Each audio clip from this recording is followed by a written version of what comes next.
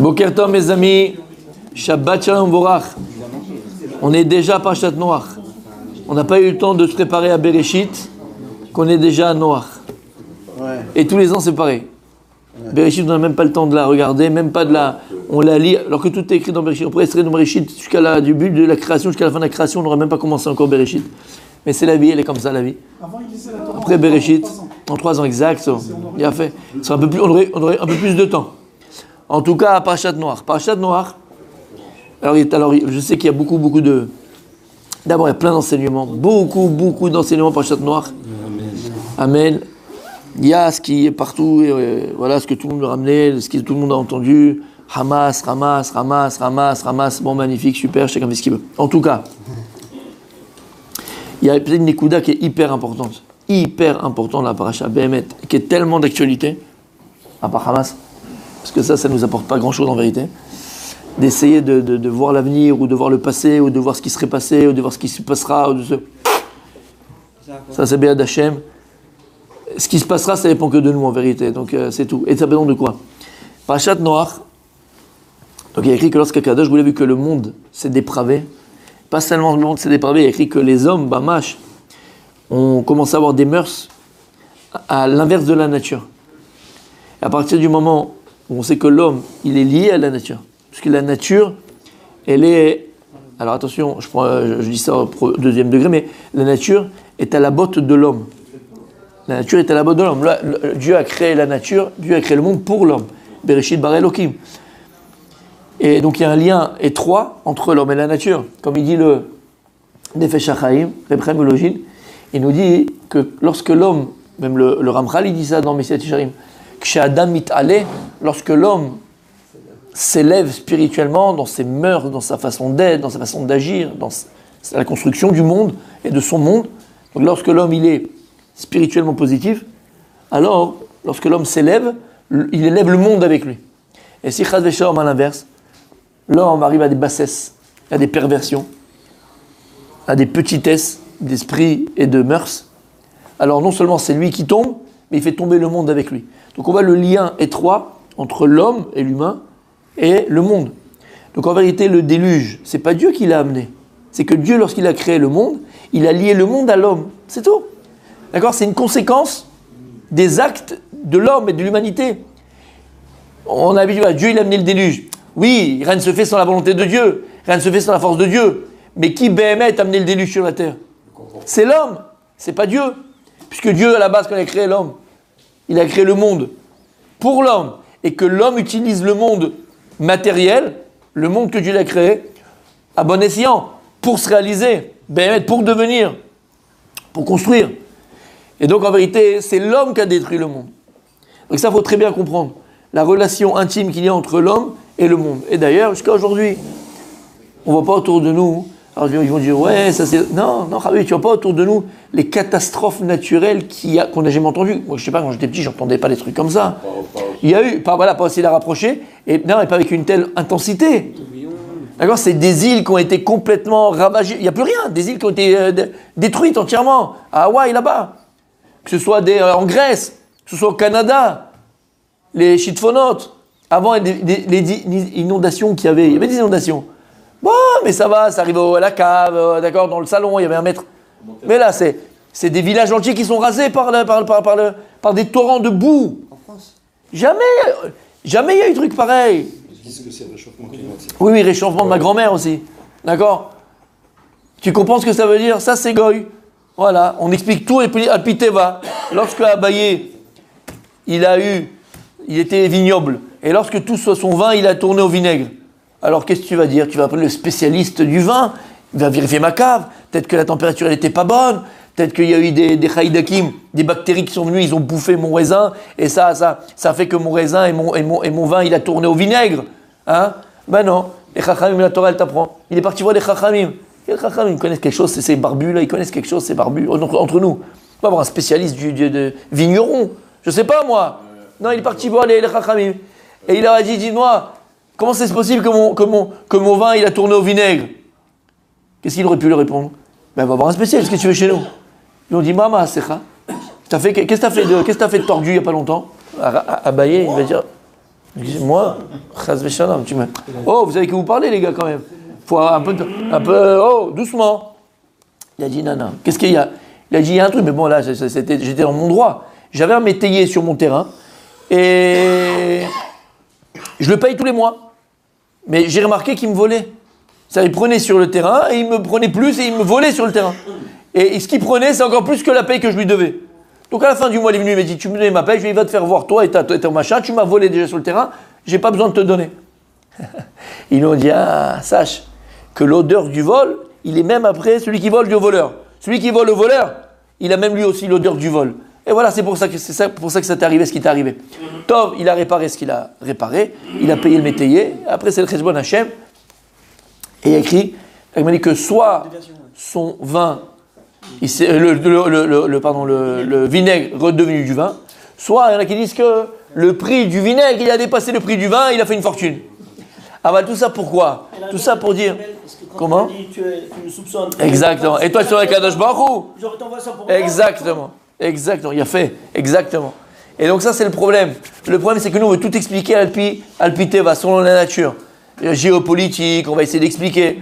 Habibi. Ils n'ont pas d'autres instruments pour expliquer. L'onachon, Chochma Bagoim Ta'amin, Dieu il a donné Chochma même Goïm, mais les Goïm ils doivent arriver, même les nations doivent arriver à connaître Dieu. C'est l'onachon.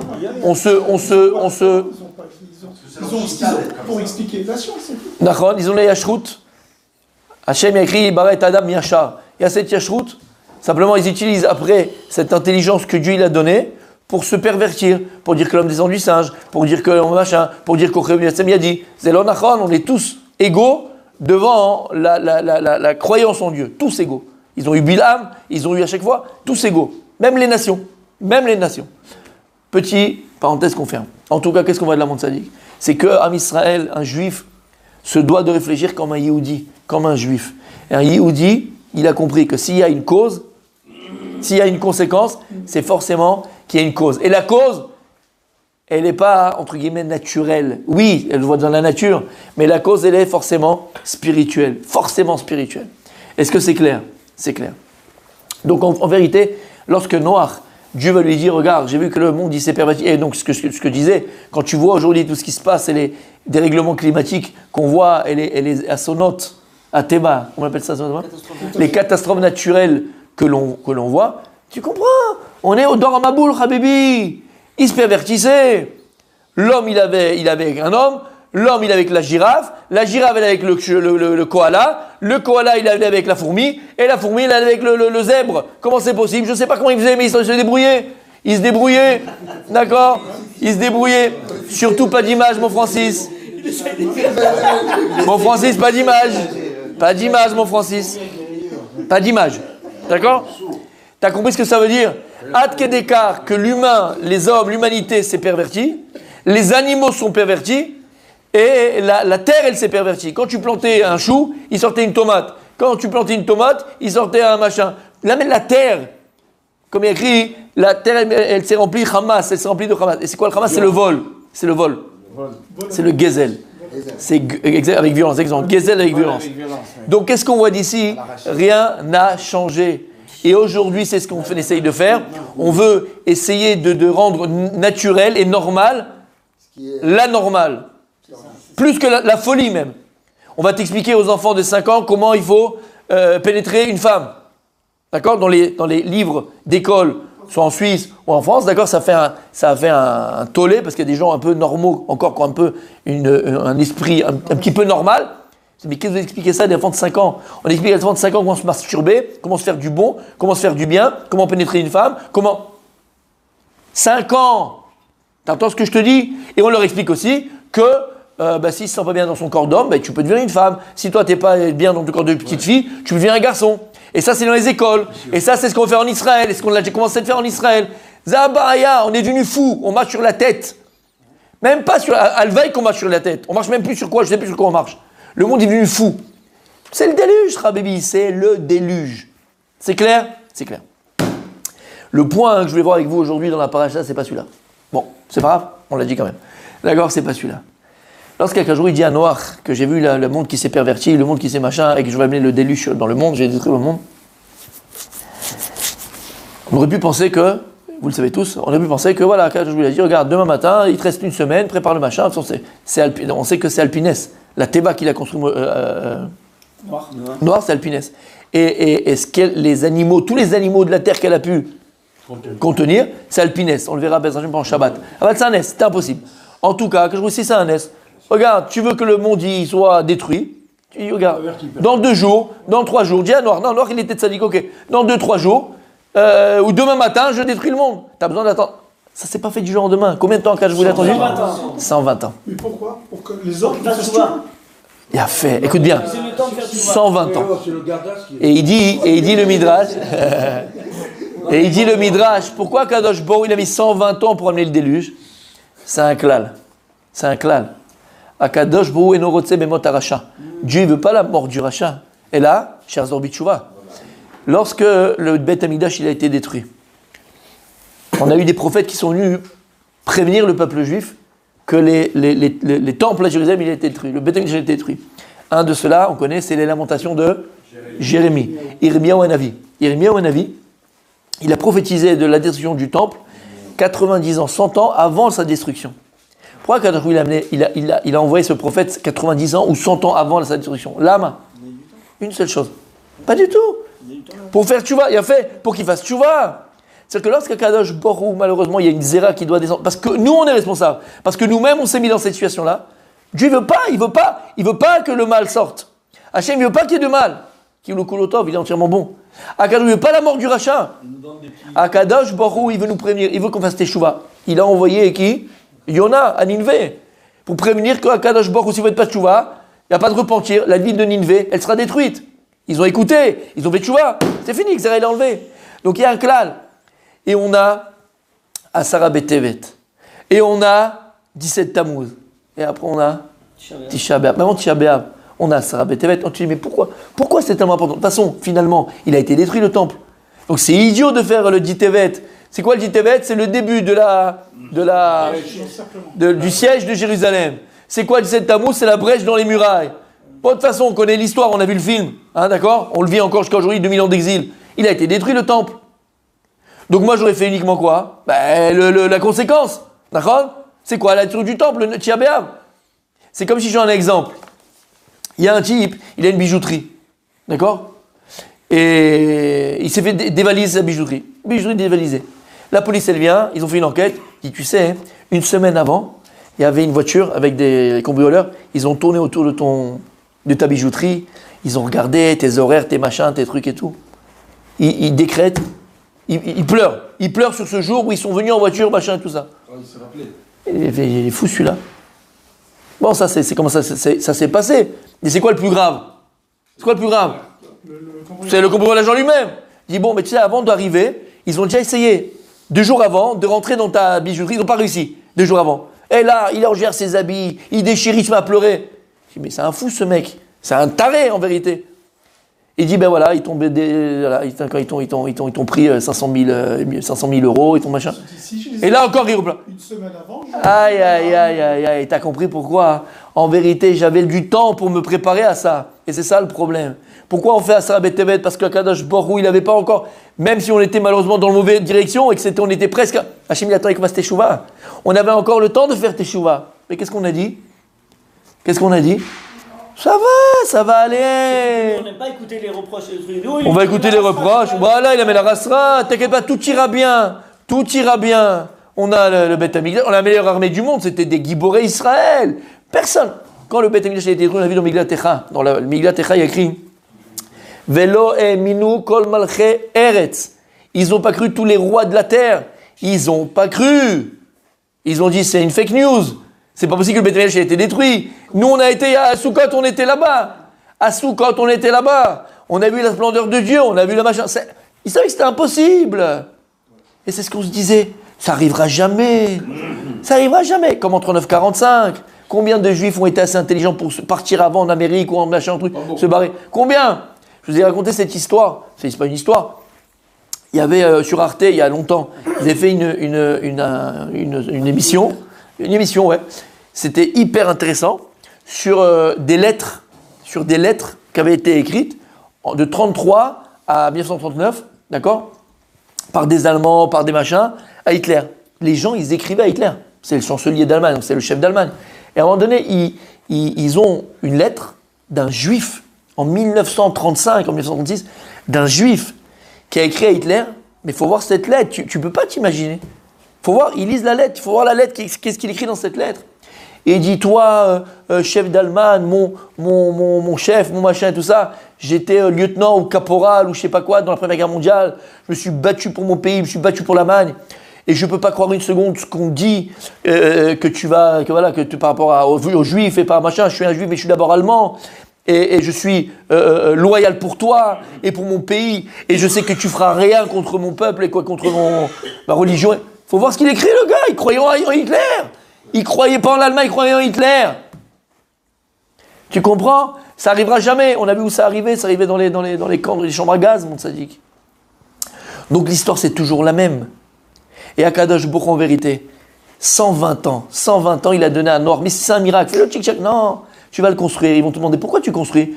Dieu il m'a parlé, il a dit qu'il va amener le déluge. D'accord? Peut-être les gens ils vont se réveiller. Puis elle va être échouva. Puis quand plus ça va approcher, plus ils vont se dire bon peut-être que c'est vrai. Et tu vois que ça a marché. Dans certains cas, Ninvé ils ont fait Teshuvah. Il y a des endroits ils ont fait Teshuvah. Et il y a des gens qui ont fait Teshuvah. Et là ils n'ont pas cru. Mouchratim, tu sais c'est quoi Mouchrat? Ils voulaient tuer Noir, bien sûr. Alors on parlait de Yirmiyahu. Le prophète Jérémie quand il disait ses prophéties, prison et il lui jetait des pierres, il lui crachait à la figure. Corbeau de mauvais augure. Toi, le noir, t'es noir. Il lui a jeté des pierres. Il a souffert, Yirmiyahu Hanavi. Combien de temps il a vécu? Il a vécu longtemps. Je ne sais pas Bidiouk, mais il a vécu longtemps. Ouais, bien sûr. Le premier. Et il a pleuré. Et les gens se moquaient de lui. Les gens rigolaient sur lui. Parce qu'on ne veut pas entendre ça, c'était pas possible. Tout ça pour dire quoi, mes amis? Tout ça pour dire que c'est criant, c'est tellement criant. Akadosh Baruch Hu, bien sûr. Akadosh Baruch Hu Behemet. Avant d'amener quelque chose, avant de frapper, Kaviachol, en fait c'est la conséquence de nos actes, c'est le boomerang. Avant qu'on se prenne le boomerang de nos actes, Akadosh Baruch Hu il prévient. Et c'est ce que je disais, ce que je répéterai jamais assez. Regardez, on était, et on est toujours, tous complètement... c'est même pas choqué, il n'y a plus de mots. On a vécu une petite Shoah, d'accord? Il n'y a pas de mots pour exprimer. Il n'y a pas de mots, on est dépassé, d'accord? Et c'est vrai que sur le coup, on est tous... Il faut faire des choses, il faut se reprendre, il faut ceci, il faut machin. Regarde, ça fait 2 semaines, ils ne sont pas encore rentrés à Gaza. C'est latent comme ça. La vie, elle va reprendre. La vie, tu vois, les mauvaises habitudes reprennent. Akadosh Baruch Hu. Mais ils ont bien fait de pas d'attendre. Non, c'est très bien. Non, on n'a pas dit c'est bien ou c'est pas bien. On n'a pas dit c'est bien ou c'est pas bien. Même dans 5 mois. Même dans 5 mois ou dans 6 mois, ils rentrent. Même dans 5 mois ou dans 6 mois qu'ils rentrent, mais ils sont préparés. Kadosh Baruch Hu qui leur donne la meilleure etza. C'est tout ce qu'on demande. Ah bah c'est pas pour ça que je parle. Je dis par rapport à nous, d'accord? On revient dans les habitudes, on revient dans nos machins, on revient dans nos Netflix, on revient dans nos bêtises. Teshuva! Il dort. Ça va pas non? Ça va pas non? Qu'est-ce qu'on va faire? Continue. Et le gars, il est en train de prévoir ses vacances du mois d'août. L'autre il prévoit ses vacances en espérant, il prie. Hachem, je t'en supplie, que la guerre, elle s'arrête en février. Personne pense à ça là. Je pense que personne ne pense à ça. D'accord, mon tzaddik. Alors, c'est bien. Les Kav Zechout. Et Hachem, que la guerre, elle se finisse pour le mois de février. Et ouais, j'ai commandé quand même le ski. Hein, j'aimerais bien y aller avec la famille. Hein, tu vois? Là, bien sûr que personne ne pense à ça. Bon, Hachem, personne ne pense à ça. D'accord? En tout cas, on s'est compris. Ok? On s'est compris. Personne ne pense à ça. Alvaï et Amen que personne ne pense à ça. En tout cas, mon tzaddik, voilà, Akadosh Baruch Hu, il laisse le temps. Akadosh Baruch Hu, il nous laisse, voilà, encore, on se dit, entre Asara Betevet et le 17 Tammuz, il y a eu 6 ou 7 mois. Et ça va, ils tenaient à Jérusalem. C'est-à-dire qu'ils pouvaient faire... Et qu'est-ce qu'ils se sont dit encore? On va tenir. On a pour 25 ans pour manger, on a Dimon Ben Gurion, on a machin. T'inquiète pas, on a l'argent, on a ce qu'il faut, on va tenir. Et là, de quoi on a peur? L'Amérique, elle a amené les porte-avions. On n'est pas peur. Il est venu comme ça nous mettre les menottes. Voilà pourquoi il est venu Biden. D'accord? Un couloir humanitaire avec des animaux. Quel couloir? De qui un couloir humanitaire? Nous, on n'a même pas pu voir nos khatoufim. On n'a pas pu voir voir s'il est en bonne santé. Ils ont des bébés. Eux, ils sont humanitaires. Eux. Si on commence à être humain avec des animaux, on perd notre humanité. Vous êtes fous. On est tous devenus fous. Avec Ola Kabod, mon petit Biden. Je t'aime, va, prends ton déambulateur et va faire le tour de la Floride et de Miami. Va à Disneyland. Tu nous laisses tranquille. Esav, il veut donner des mauvais conseils à Israël. C'est des mauvais conseils à Israël. C'est des mauvais conseils à Israël. En emuna be'esav. En emuna be'esav. Faut être clair. C'est le grand Satan. Non, non, ça c'est les Iraniens. Je dis une chose. En emuna be'esav. Il n'y a pas d'emuna dans Esav. Il n'y a pas d'emuna be'esav. Et il est venu avec des beaux discours. Je pense qu'il est sincère malgré tout. Je pense que oui. Aval, politiquement, il nous a mis les menottes. Voilà ce qu'il veut. D'accord? C'est tout ce qu'ils veulent. Alors tout ça pour dire quoi? Nous, ce qui nous intéresse, c'est pas la politique. Ce qui nous intéresse, qu'est-ce qu'on doit faire? Mais tu rigoles ou quoi? Teshuva. Et encore une fois, je ne sais pas si le message y passe. Akadosh Borouinou Dele. Voilà, encore, allez. C'est devenu un peu plus calme. D'accord? Allez. Mais c'est ça qu'il faut faire. C'est ça qu'il faut faire. 120 ans, il a mis Noir. 120 ans pour construire. Pourquoi Hachem, il a laissé le temps? Pour qu'on fasse Teshuva. Donc après, il ne faut pas arriver à notre Tisha B'Av. Il n'y en aura pas si Dieu veut. Mais il ne faut pas attendre le Tisha B'Av. Qui est Yirmiyahu aujourd'hui? Yirmiyahu, c'est la Torah Akdosha.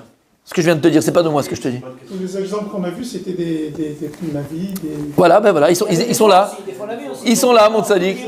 Yona, Yirmiyahu, Il a fait. Noah. Voilà. Qui Le... est aujourd'hui qui nous... Là, ce que je viens de te dire, ce que je viens de te dire là, Yirmiyahu, il est encore vivant. Yona, il est encore vivant. Moshe, il est encore vivant. Voilà, c'est ce qu'on fait. C'est ce qu'on fait. C'est ce qu'on fait. Ils sont où? Ils sont là. Ils sont partis nulle part. Akadosh, vous nous éclaire à travers notre histoire, à travers ce qui s'est passé, à travers ce qu'on a déjà vécu. Tu as compris ce que ça veut dire? Alors ne pas tomber dans une empathie, ne pas tomber dans un coma, un semi-coma, où on se dit, bon regarde, allez, le pire est passé, la vie elle reprend, l'école va reprendre, les trucs reprennent, machin reprend, tout va reprendre. Comment tu peux penser une seconde que ça va reprendre après ce qu'on a vécu? Si l'homme Israël avait pensé que Tisha B'Av aurait lieu parce qu'ils n'avaient pas conscience que ça pouvait avoir lieu, ce n'était pas possible pour eux. Mais déjà, le Asara B'Tevet, quand ils ont vu les Goïms autour de Jérusalem, les nations autour de Jérusalem, ils auraient fait Teshuva à ce moment-là. Qu'est-ce qu'ils auraient fait? Je te dis, hein, ni Biden, ni ce que tu veux, ils auraient fait comme ça. Comme ça, ils auraient fait Kadosh Baruch Hu. Un vent, ils les auraient balayés. Balayés. Mais est-ce que Dieu, il ne peut pas les balayer là, en un instant? En un instant, il ne peut pas? En un instant, il peut le faire. Ça dépend de qui, encore une fois? Eh ben, de nous. Alors, chez Niskebez, j'aime pas la page noire, elle est tellement criante. Ben, qu'on fasse tous, moi le premier, nous tous. Chacun, c'est pas une petite chouva. Teshuva Gedola. Pas une teshuva excuse-moi du terme à 2 balles. Hein? Une teshuva Behemet, une teshuva Shlema. Être un papa à la maison, c'est teshuva. Être un époux à la maison, c'est teshuva. Être une maman à la maison, faire teshuva. Et je répéterai jamais assez, je veux pas pleurer devant la caméra parce que j'ai pas envie de pleurer. Mais j'ai envie de pleurer, je vous jure que j'ai envie de pleurer. D'accord? Combien de couples, de jeunes couples, ils partent en cacahuètes, mais ils divorcent. Tu veux que je te dise, allez, divorce. Et je te dis, je les vois, c'est pas des trucs qui sont loin de nous, c'est des trucs qui sont proches de nous, tu le vois partout. D'accord?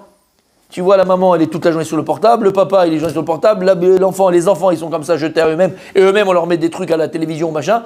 Mais c'est une catastrophe. C'est une catastrophe. Et je répéterai jamais assez, c'est une catastrophe. Je parle pour moi en premier, parce qu'on est tous dans le même bateau. On a tous notre Yetzara du portable, d'accord? Que ce soit, parce que tu me dis, oui, mais moi je vois que les informations. D'accord, mais quand tu restes 5 heures avec les informations, c'est une maladie chez dans ta tête. Tu comprends? Et encore une fois, je parle pour moi, pour personne d'autre. Mais quand tu vois que ça arrive à des niveaux de divorce, à des niveaux où le jeune homme ou la jeune fille est en train de s'autodétruire, c'est une autodestruction. Je dis à mes enfants, je dis aux jeunes, c'est une autodestruction. Tu t'habitues à quoi? Ouais, mais quand je serai marié, ce sera différent. Mais non, pas du tout. Ça sera pire quand tu seras marié. Parce que vous savez que le portable aujourd'hui, c'est reconnu mondialement, c'est l'ONU, c'est mondialement par l'OMS, c'est une maladie. C'est une maladie, c'est une addiction. C'est une maladie. Ils n'ont pas trouvé de médicaments. Alors regarde, Tzadik. Alors regarde mon Tzadik. Non. Non, Mechila mon gardas, avec tout le respect que je te... Avec tout le respect... La Torah, c'est dans le portable. Avec tout le respect que je te donne mon gardas, il y a un seul médicament. Il n'y en a pas un, il n'y en a pas deux, il n'y a pas Torah, c'est Zélonachon. Zélonachon, parce que tu vas ouvrir des livres et tu vas faire la Torah, mais tu seras un pourri. Excuse-moi du terme. Il y a un médicament. Tu l'enlèves. Tu prends un marteau et tu le pètes. Non, arrête, tu l'enlèves. Tu prends un marteau et tu le pètes. C'est tout ce qu'il y a. Sur le portable, il n'y a pas de... la cigarette, j'arrête pas, une cigarette en moins, c'est en plus. T'es mort. Alors, Bezrat Hashem, on veut pas mourir. On veut vivre de notre vivant. À l'époque, la Gemara, elle comptait le nombre de temps qu'on vivait vraiment. Et elle enlevait le temps où on était à faire la douche, le temps où on allait travailler, le temps où tu vas aux toilettes, le temps où tu manges, le temps. Mais si maintenant tu rajoutais dans ta vie le nombre d'heures que tu passes sur ton portable, combien de temps tu vis véritablement? Combien de temps tu vis véritablement? Combien de fois tu as partagé avec ta femme? Ils sont là dans les restaurants, ils sont chacun avec son portable, ils se parlent même pas. À la maison, ils se parlent même pas. Ils font l'amour, ça dure 5 minutes et après, ils se parlent même pas. Après l'amour, on se parle plus. Ils s'envoient des textos. Bon. Oui. Comment c'était? Ah, à la maison, Comment c'était? Bon, si tu te rappelles comment c'était avant le portable, après l'amour? On se prenait l'un dans l'autre, on était bien, on discutait. Et des fois même, dans les bons soirs, c'était reparti, on remettait un tour. Ouais. Mais là, t'as pas le temps. Écoute bien ce que je vais te dire, mon Tzadik. Mon Tzadik, Rabbi Francis, ça s'appelle du chesed. C'est beau de se rappeler des bons moments. C'est beau de se rappeler des bons moments qu'on connaît plus. En tout cas, monsieur, il y a une femme qui m'a dit, vous rigolez, mais vous rigolez, on a fini, d'accord? Mais vous rigolez, mais je rigole pas, je vous assure, quand je vous dis que j'ai envie de pleurer, c'est pas une métaphore, j'ai envie de pleurer, d'accord? Il y a une femme une fois qui m'a dit, je vous assure que c'est vrai, il y avait son mari, d'accord, il était là. Si je vous dis, c'est même pas me croire, c'est hors du monde. Non, mais c'est pas de leur faute, on est foutus avec ça, on est foutus. Ouais. Elle me dit, écoute bien, elle me dit, vous savez même pas ce qu'il me fait. Je dis, non, je vais pas savoir, laisse-moi tranquille déjà, toute votre saleté, gardez-la pour vous. Je suis fatigué. Non, toi t'es un coquin, toi. Oh là là. Sextape, toi, d'accord, ok, j'ai compris. Chacun son truc, mon Tzadik, chacun son truc, d'accord? C'est ce qu'il me dit, regarde ce qu'il me dit, maître, qu'est-ce qu'elle me dit? Elle me dit, donc on arrive, truc soir du mikvé, on arrive, machin, donc dans la chambre et tout ça, elle se poponne, elle se prépare, elle se fait belle pour son mari, bon, les trucs, machin. Elle dit j'attends. Il dit j'attends. Il prend son portable et il voit son match. Parole. Écoute bien. C'est pas une blague. À la mi-temps. Il me dit qu'est-ce que je vois? Alors je lui dis bon chérie on fait quelque chose. Ouais 2 minutes. Et 2 minutes. Et tout d'un coup, tac, bam, pam, pam, poum, il est parti. Une fois, 2 fois, elle n'a pas compris. Elle ne connaît pas le foot. Quoi? Quand il y a le match. Mais tous les soirs un match, mon Tzadik. C'est un foot le mec. D'accord? À la mi-temps, le gars, il pose le portable, tac, tac. C'est fini. Papa, boum, il reprend son... Mais t'es un malade. T'es un psychopathe. Il a organisé le mec. Mais après, la femme, qu'est-ce qu'elle... Il dit quoi? Je suis une page de pub, moi? Elle se prend pour une page de pub? Mais je suis sérieux, je suis une page de pub. Mais c'est la vérité. Je suis une page de pub. Mais c'est horrible. C'est pshuto kemashmo, c'est la vérité. Alors, on a donné l'exemple, mais nous, on est peut-être pas... Ouais, merci, mon Tzadik. On est peut-être pas loin quand on a envie de voir un truc, l'odama ou... Tu comprends ce que je veux dire? Tu comprends la catastrophe? Quel couple il peut sortir de ça? Quel amour il peut sortir de ça? Quel tov il peut sortir de ça? Alors la teshuva, messieurs. La teshuva. Sortir de bien, c'est un super joueur de football. Ouais, ça c'est sûrement, ouais. Ou bien, ouais, vous avez compris. Bon, bref, t'as compris? La seule chose qu'Hachem attend de nous, dans cette matzav dans lequel on est, teshuva. Faut arrêter de faire les grands spécialistes géopolitiques, de faire les prophètes. C'est écrit là-bas, c'est écrit ici, c'est écrit comme ça, c'est écrit comme ceci. Arrête, mon Tzadik. Bon, c'est vrai que ça fait beaucoup de vues, ça c'est vrai. Les gens, ils adorent les boules de cristal. Qu'est-ce qui va se passer? Qu'est-ce qu'il va avoir? Comment ça va être? Où c'était pas? Tachles, qu'est-ce qu'on en a à faire, Béhémet? Voilà, on le vit de toute façon. Tu n'as pas besoin de savoir qu'est-ce qu'il y a pas. On le vit, on le sait. Alors la seule chose qu'on a entre les mains, le seul travail qu'on doit faire, c'est faire que des cours sur la teshuva. Uniquement sur la teshuva. Et bien, Ezrat Hashem, comme il y a écrit, par le mérite de la teshuva, Am Israël, il sera délivré. Shabbat shalom.